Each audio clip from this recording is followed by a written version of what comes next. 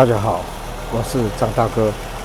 这部从桃园来的1989 300CE 黑色的12V M103引擎的这个奔游盘，大哥已经完修了。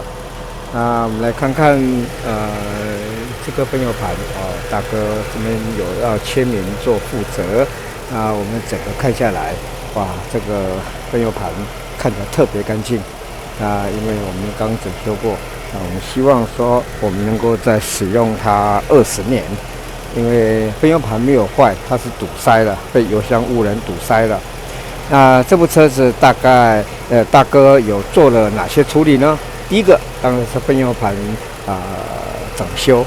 整修之前我们看到它的数据，应该在160、170的出油量1分钟，结果它只在90墨到100墨，而且高低不齐，所以大哥很怀疑说这部车当时车主是怎么开过来的。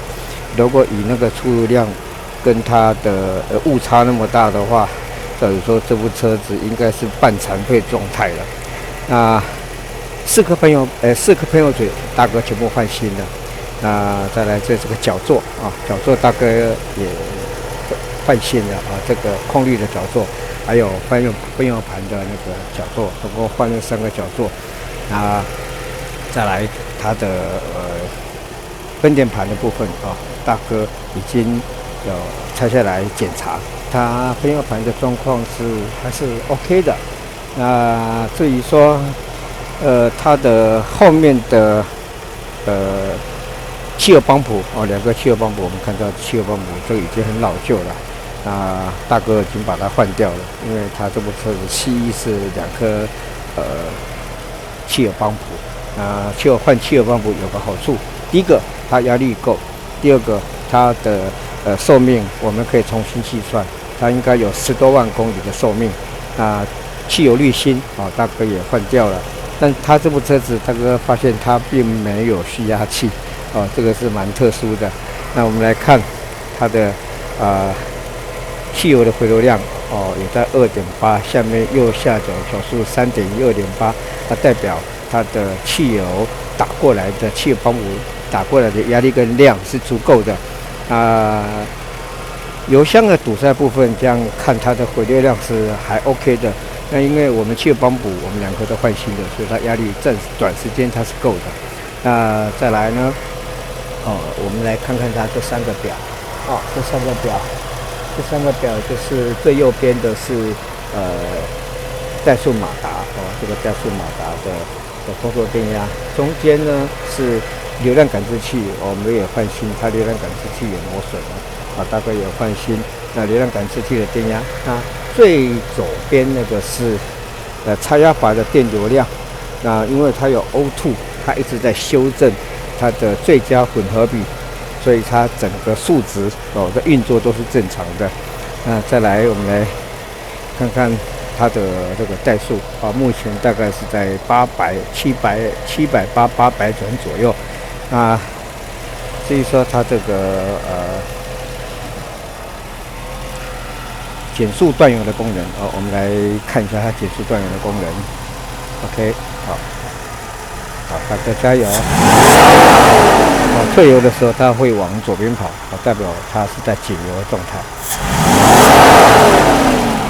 减速断油的功能，再来大概所有的真空管的部分大哥都已经有做检查了。我们来做个提速。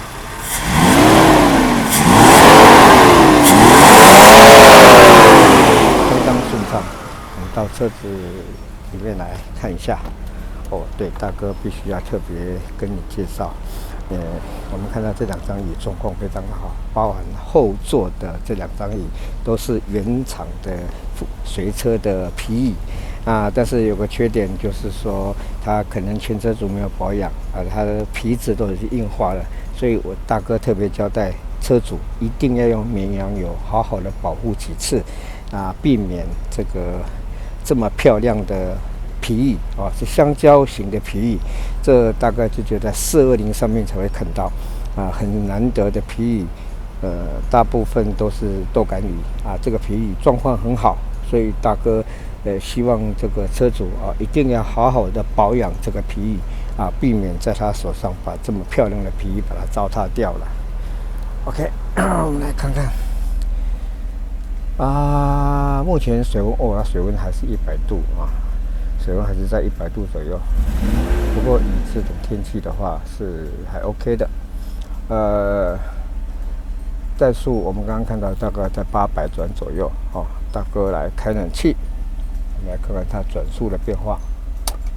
哦，它稍微往下跑，然后又回到原的大概，它误差这个转速表的误差现在是750，750，但是大哥的数位表是800，所以它误差比实际上的转速还要低了大概500转左右。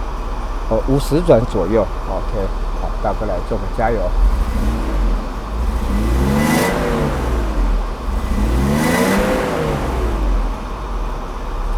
大哥关掉冷气，转速几乎没有什么变化。好，开冷气。好，踩刹车，入倒档。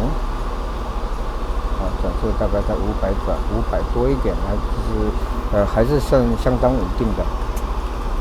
OK， 好，我们来做个热车启动。现在是在开冷气的状态。好，大哥启动，我的热车启动1点就着。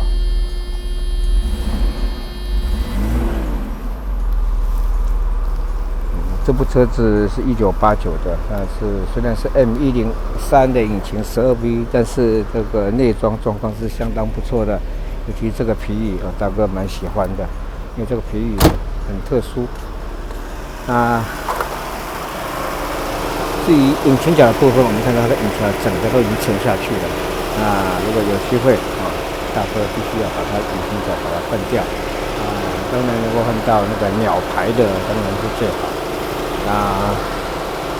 这部车子经过大概整修以后，分摇盘至少要使用20年。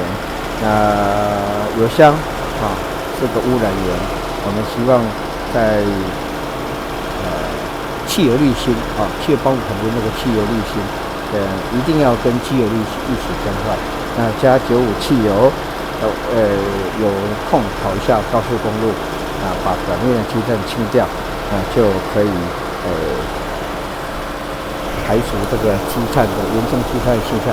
不过大哥发现这部车子的缸压已经偏高了，它已经有爆震的现象。我不知道车主是不是加92，最少应该加95因为大哥发现它有点爆震的现象。今天大哥的报告就到此结束了，好，拜拜喽。